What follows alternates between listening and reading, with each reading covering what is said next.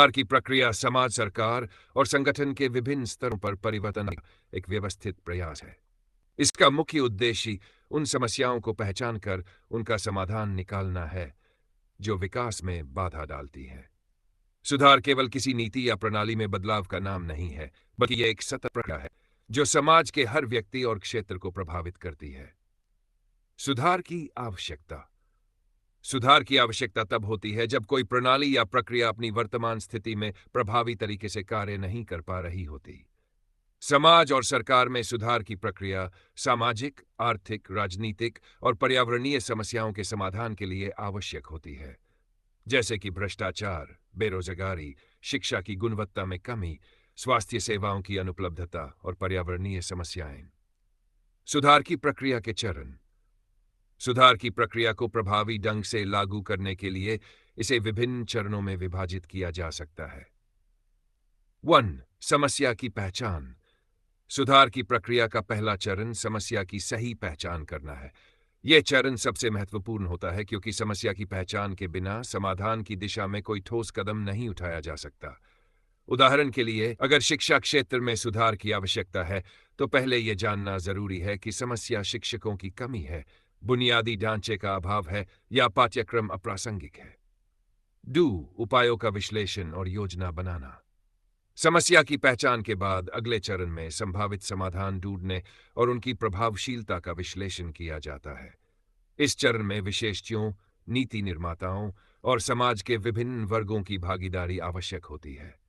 उदाहरण के लिए, अगर आर्थिक सुधार की बात हो रही है, तो वित्तीय विशेषज्ञों की सलाह से सुधार की योजनाएं बनाई जाती है। 3. नीति निर्माण। सुधार के लिए ठोस नीति बनाना जरूरी है। यह नीति सुधार के लक्ष्यों, उनके कार्यान्वयन के तरीकों और अपेक्षित परिणामों को स्पष्ट करती है। नीति निर्माण में यह सुनिश्चित किया जाता है कि यह सभी संबंधित पक्षों की जरूरतों और अपेक्षाओं को ध्यान में रखती है। 4. क्रियान्वयन। सुधार की प्रक्रिया में यह चरण सबसे चुनौतीपूर्ण होता है। इसमें नीतियों को जमीनी स्तर पर लागू किया जाता है। सुधार लागू करने के लिए प्रशासनिक व्यवस्था, संसाधन और मानव शक्ति की आवश्यकता होती है। यह सुनिश्चित करना होता है कि नीतियां सही तरीके से लागू हों और सभी वर्गों तक पहुंचें। बाय मूल्यांकन और निगरानी। सुधार लागू करने के बाद यह देखना जरूरी है कि उसका प्रभाव कैसा है। इसमें सुधार के परिणामों का मूल्यांकन और उसकी निगरानी की जाती है। अगर सुधार अपेक्षित परिणाम नहीं दे रहा है, तो इसमें संशोधन किया जाता है। सुधार के उदाहरण। 1. आर्थिक सुधार। 19 में भारत में किए गए आर्थिक सुधारों ने देश की अर्थव्यवस्था को वैश्विक स्तर पर प्रतिस्पर्धी बनाया। इन सुधारों के तहत उदारीकरण, निजीकरण और वैश्वीकरण की नीतियां अपनाई गई।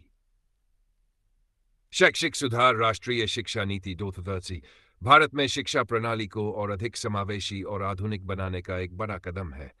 यह सुधार छात्रों के लिए नई तकनीकों और कौशल पर ध्यान केंद्रित करता है। 3. सामाजिक सुधार। सामाजिक सुधार के तहत विभिन्न आंदोलनों और नीतियों ने समाज में समानता और न्याय सुनिश्चित करने की दिशा में काम किया है। उदाहरण के लिए, दहेज प्रथा और बाल विवाह को रोकने के लिए बनाए गए कानून। सुधार की चुनौतियां। सुधार की प्रक्रिया में कई चुनौतियां भी आती है, जैसे प्रतिरोध। लोग अपनी आदतों और परंपराओं को छोड़ने में झिझकते हैं। संसाधनों की कमी।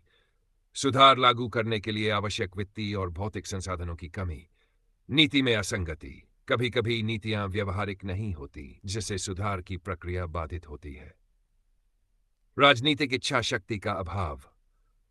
कई बार राजनीतिक नेताओं में सुधार लागू करने की इच्छा शक्ति की कमी होती है। सुधार का महत्व। सुधार समाज को प्रगति और समृद्धि की दिशा में ले जाता है। यह समाज के सभी वर्गों के लिए समान अवसर सुनिश्चित करता है। सुधार से न केवल